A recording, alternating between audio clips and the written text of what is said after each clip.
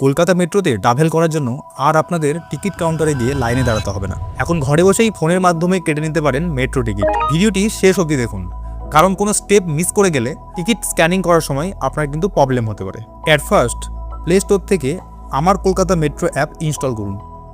এরপর অ্যাপটিকে ওপেন করুন। এখন আপনাকে নতুন অ্যাকাউন্ট ক্রিয়েট করতে হবে। তবে আপনার যদি অলরেডি অ্যাকাউন্ট ক্রিয়েট করা থাকে তাহলে সাইন ইন অপশনে ক্লিক করুন। নতুন অ্যাকাউন্ট ক্রিয়েট করার জন্য সাইন আপ হেয়ার অপশনে ক্লিক করুন। এখানে আপনার মোবাইল নাম্বার, ফুল নেম এবং ইমেল আইডি দিতে হবে।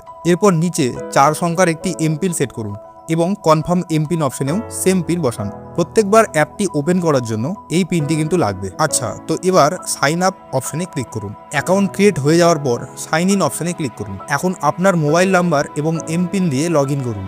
লগ ইন করার পর নোটিফিকেশন, জিপিএস এবং ফাইলের পারমিশন চাইবে।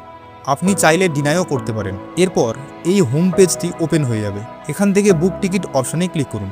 এখন সোর্স স্টেশন এবং ডেস্টিনেশন স্টেশন অপশন থেকে স্টেশন নেম সিলেক্ট করুন। এবার নাম্বার অফ প্যাসেঞ্জার প্লাস অপশানে ক্লিক করে সিলেক্ট করুন। আপনি একবারে ম্যাক্সিমাম 4 জন প্যাসেঞ্জারকে অ্যাড করতে পারবেন। আপনি চাইলে check route and train time অপশানে ক্লিক করে রুট এবং স্টপেজ ডিটেলস চেক করতে পারেন। আপনি এই রুটে যদি ডেইলি যাতায়াত করে থাকেন তাহলে save the source and destination station অপশনে ক্লিক করুন। তাহলে নেক্সট টাইম আপনি যখনই এই রুটের জন্য টিকিট বুক করতে যাবেন তখন নতুন করে আবার source and destination station search করতে হবে না।